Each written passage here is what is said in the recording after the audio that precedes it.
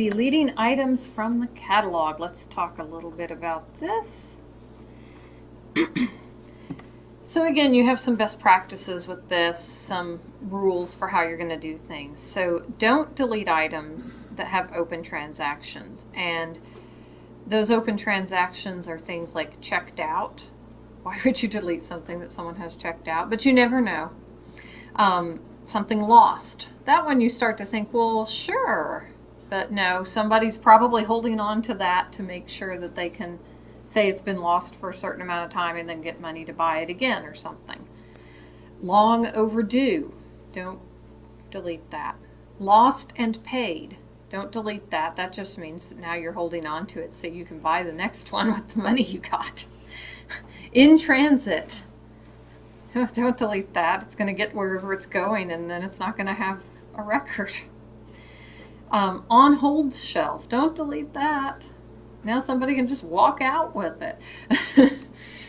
So anything that has one of these open transactions should not be deleted.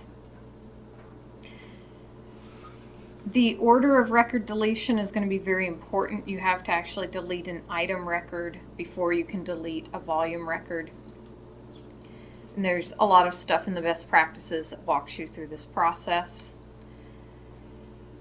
When you're in NC Cardinal, the last empty volume or bibliographic record is automatically deleted when all the items are deleted. So just be careful there. And if a copy is supposed to be replaced, then mark it as missing or on order instead of deleting it, because going back to let's not create extra work for ourselves, you could use that record again.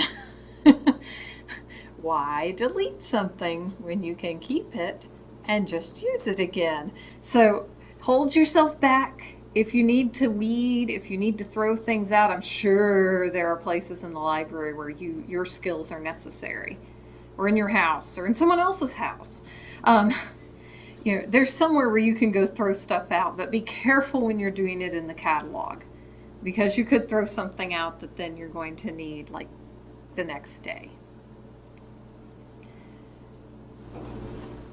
Back to deleting. So don't delete items with open transactions. Don't delete something that belongs to another system. You're cleaning out, you're doing great things, you're cleaning your records, you see this other one and think, well, they shouldn't have meant that, should they? Don't. No. Walk away. Don't break someone else's toy. You've got enough of your own. It's okay to send them a question. Yeah. Yeah, maybe not like, yeah. Oh my God, what is wrong with you people? But you can, absolutely, and you can do that with a lot of stuff. Like you find a record that looks sort of weird in some way, you can, or that you're not completely sure matches what you've got, you can find out who has that and you can send them an email and just say, is this I was looking at this record and X doesn't look quite right. Could you give me your opinion? Or I was looking at this and I saw your holdings were on it and I think I might have the same thing, but I'm not sure. Can you look at, this, what do you have an addition statement or something like that? And, figure out if it's the same thing. That's one of the beautiful things about consortiums, especially a smaller consortium like this, is that you can go to each other across libraries and check on things and potentially help each other out, because someone may email you back and say, oh yeah, that record I created is not quite complete, let me fix that, and the next day you've got this beautiful record that fits exactly what you were looking for and you can just send stuff on. You don't have to bother your bibliographic cataloger for once. You bother someone else's.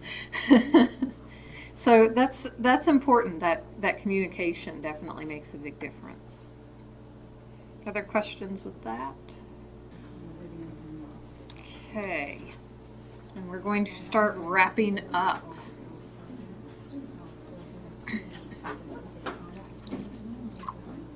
Just to review, as an item cataloger for NC Cardinal, you should be able to do the following things. You should be able to match an item to the correct catalog record, or at least the best catalog record. To do this, you should be able to evaluate bibliographic records that already exist in the catalog and select the best one based on quality and appropriateness. And you should be able to see when records, like you just did now, are not quite good enough, or when they are duplicates of other things in the catalog, and recognize those things and then send them on to a bibliographic cataloger who will take care of it from there.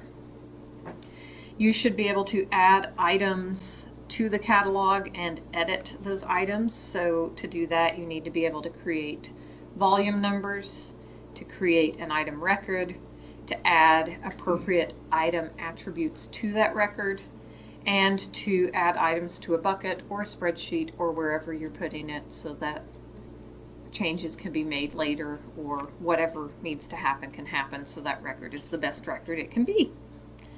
And you should be able to delete items and volumes from the catalog in the correct manner so that you don't break other people's stuff. You should generally not be able to really mess things up with the capabilities you have as item catalogers with deleting, but it's good to understand what you should and shouldn't do and to keep that in mind just in case, because you could mess stuff up locally so you just want to take a step back and make sure you're thinking about it before you begin to engage in the joy of weeding the collection. Your best practices as item catalogers: make sure that you follow the consortium rules that you can find in the best practices. Remember that you need to check back on the best practices fairly frequently, because they will be changing, especially for a while now, because it's sort of this work in progress, and it changes to a certain extent based on like your comments and questions in these workshops. Another best practice: make sure you catalog your magazines as new volumes on a single bibliographic record. Do not create a new record every year or every magazine. Similarly, make sure that you are putting books with the same content on the same record. So even if it's a hardcover and a paperback, go ahead and put those on the same record. That's just a consortium-wide practice, something that everybody needs to do, so play nice and go ahead and do that. And any records that need work of any type, go ahead and refer those to a bibliographic cataloger. You will have an assessment for item cataloging. To prepare for that assessment, one of the big things you can do is your job. Go to work every day and think about what you're doing. So practice matching records to the resources you have in hand. And just like always, realize that your best match may not necessarily be the best record that you could hope for. So you're going to choose the best record of those that you can find.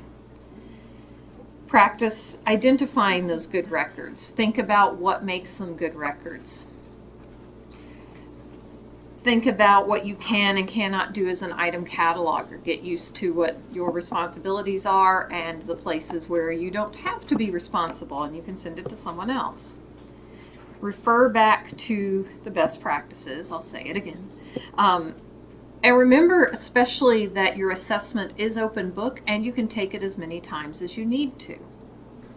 It's not like a final exam, like you need to pass the class or something. This is not something that's supposed to cause you angst or anxiety in any way, shape, or form. This is really here just for you to build some confidence in what you're already doing and to make sure that you understand what your responsibilities are, and what your privileges are, and what you don't have to do.